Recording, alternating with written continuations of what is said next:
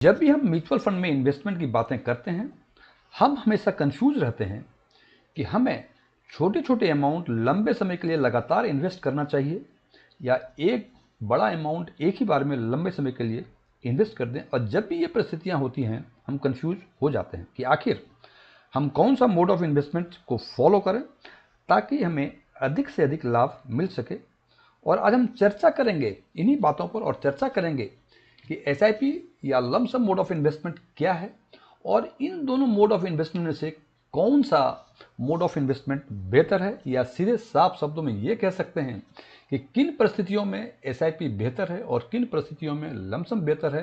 क्योंकि यदि इन दोनों में से कोई एक ही मोड ऑफ इन्वेस्टमेंट बेहतर होते तो शायद दूसरा मोड ऑफ इन्वेस्टमेंट आपकी जानकारी में या हमारी जानकारी में नहीं होता, बिकॉज कोई जो मोड ऑफ इन्वेस्टमेंट बेहतर नहीं है उसमें कोई भी इन्वेस्ट नहीं करता।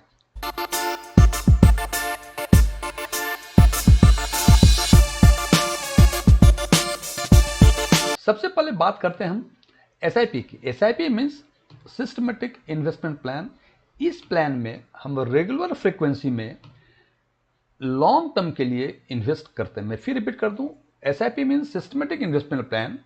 इस मोड ऑफ इन्वेस्टमेंट में रेगुलर फ्रीक्वेंसी में, ये रेगुलर फ्रीक्वेंसी मंथली हो सकती है, क्वार्टरली हो सकती है, हाफ ईयरली हो सकती है, एनुअल हो सकती है, डेली हो सकती है, वीकली हो सकती है, फोर्टनाइटली हो सकती है। जो फ्रीक्वेंसी आपको सूट करे उसके हिसाब से लंबे समय के लिए।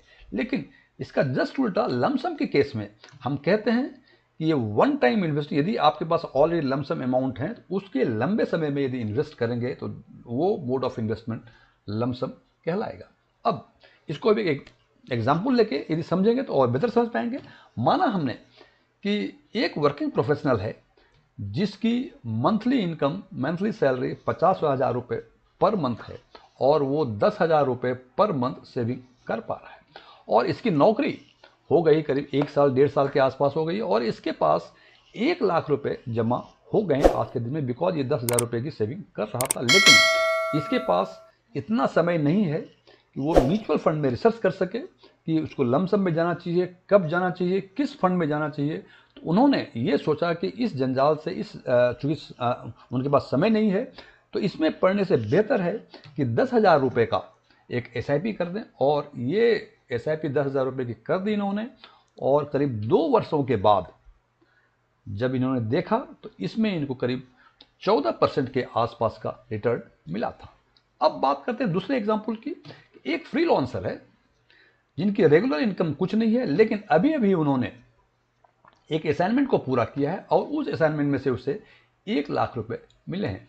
इसके बाद इस फ्रीलांसर को यह पता नहीं है कि अगली बार ये अमाउंट कब आएंगे, तो इन्होंने ये बेहतर समझा कि चूंकि हमारे पास रेगुलर इनकम नहीं है, इसलिए हम इस 1 लाख रुपए का लमसम इन्वेस्टमेंट कर दें, और उन्होंने 1 लाख रुपए का लमसम इन्वेस्टमेंट कर दिया।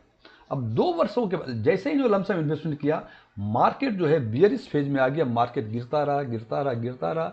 वो फ्रीलांसर सोच रहा था चलो अब गिरा, अब बॉटम अप हुआ, अब ये अपवार्ड जाएगा, लेकिन लगातार 2 साल तक ये मार्केट गिरता रहा। जब इनका धैर्य टूटा तो इन्होंने 2 साल के बाद वो पैसे निकाल लिए, और उस पैसे जो मिले उनको वो 80,000 के रुपए मिले। अब देखें, इन्होंने जमा किया था 2 साल पहले 1 लाख रुपए, और जब उन्होंने रिडीम किया इनको मिले 80,000 रुपए। मतलब इनको सीधे -20% का लॉस हुआ, स्ट्रेट फॉरवर्ड लॉस। बाकी 2 साल का जो टाइम वैल्यू मनी था उसको हमने इसमें कंसिडर नहीं किया है।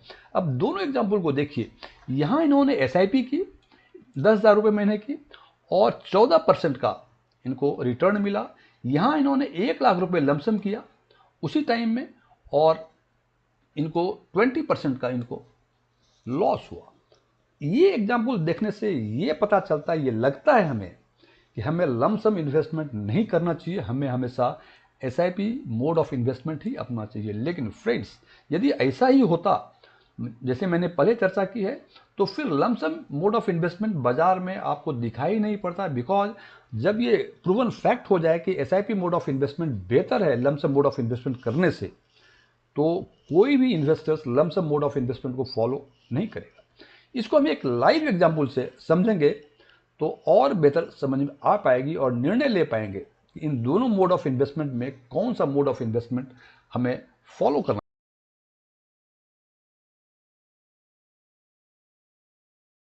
इसके लिए हमने दो परिस्थितियां लिया, एक लिया बुल मार्केट और एक लिया बियर मार्केट, और हमने एक हाइपोथेटिकल एक रैंडमली सेलेक्ट किया एक mutual fund DSP small cap mutual fund. Friends बता दूं, ये कोई प्रमोशनल वीडियो नहीं है, मैं किसी फंड का प्रमोशन नहीं करता हूं, ये रैंडमली हमने सेलेक्ट किया। आप किसी और स्कीम्स को और फंड को भी सिलेक्ट कर सकते हैं। रैंडमली हमने सिलेक्ट किया डीएसपी स्मॉल कैप फंड को।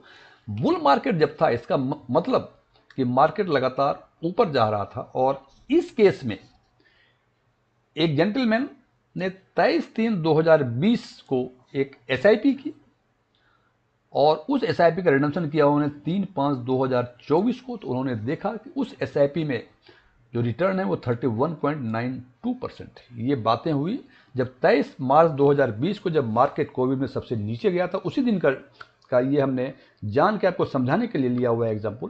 और आज तक उन्होंने एसआईपी की, और एसआईपी का रिटर्न डीएसपी स्मॉल कैप में 31.92% था। अब एक दूसरा है beer market. Beer market means market हमेशा लगातार गिरता जा रहा है। जैसा कि मैंने इसके पहले स्लाइड में आपको एग्जांपल दिया था कि वो लमसम इन्वेस्टर जो थे, उन्होंने 1 लाख रुपए की, और लगातार 2 साल तक मार्केट बियरिश फेज में रहा, और 1 लाख रुपए का 80,000 रुपए हो गया। 20% का लॉस उन्होंने बुक किया था, बिकॉज वो धैर्य उनका टूट गया था। अब लगातार पता नहीं मार्केट और कहाँ नीचे चला जाए।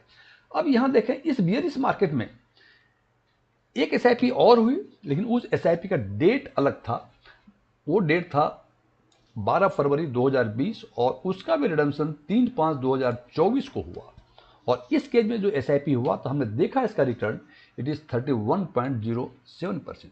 ये दोनों ही एग्जाम्पल देखने से ये पता चलता है हमें कि मार्केट या तो बुल हो या बियर हो, एसआईपी के रिटर्न में विशेष अंतर नहीं आता। हालांकि फर्क है, यहां देख रहे हैं कि बुल मार्केट में 31.92% का रिटर्न है, लेकिन बियरिश मार्केट में 31.07% का रिटर्न है। लेकिन फ्रेंड्स, ये चूंकि लंबे अंतराल का करीब 3 साल के आसपास का कहानी है, इसमें 3 साल में चूंकि डेली ये बुल बियरिश होते हैं, तो मार्केट डेली अप डाउन होता है। मैंने लमसम लिया हुआ है, लेकिन ये इसका मतलब 23 मार्च 2020 से 3/5/2024 तक लगातार बुलिश नहीं रहा, न ही 12 फरवरी 2020 से 3/5/2024 तक लगातार बियरिश फेज रहा। बीच में फ्लक्चुएट ये करते हैं, लेकिन नॉर्मल कोर्स में इन दोनों पॉइंट टू पॉइंट देखते हैं तो ये फेज बुल मार्केट का था, ये फेज बियर मार्केट का था, और दोनों ही फेज में एसआईपी के रिटर्न का डिफरेंस में स्लाइट डिफरेंस है, वेरिएशन तो है।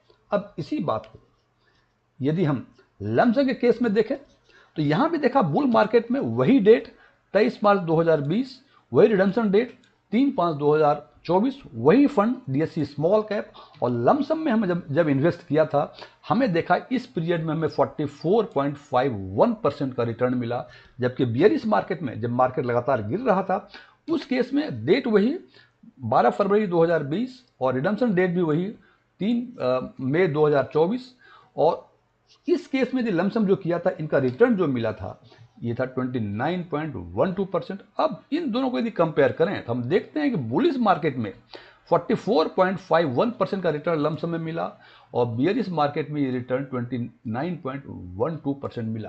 लेकिन फ्रेंड्स, ये ध्यान रखें, जैसे मैंने पहले भी कहा, ये करीब 3 साल का पीरियड है। इस पीरियड में मार्केट कई बार ऊपर गए, नीचे गए। ये बियरिश मतलब इस डेट से लेके इस डेट तक ये बियरिश रहा। यहाँ मार्केट अधिक था और यहाँ मार्केट कम हुआ था। इसके हिसाब से जो देखा हमने, तो हमें लगा कि बियरिश फेज में रिटर्न लमसम के केस में 29.12%। इसका मतलब ये तो हम जज कर सकते हैं, यदि मार्केट बुलिश दिखे आपको, तो बेहतर है लमसम में इन्वेस्ट करें, क्योंकि यहां देखा कि डिफरेंस दोनों का काफी अधिक है।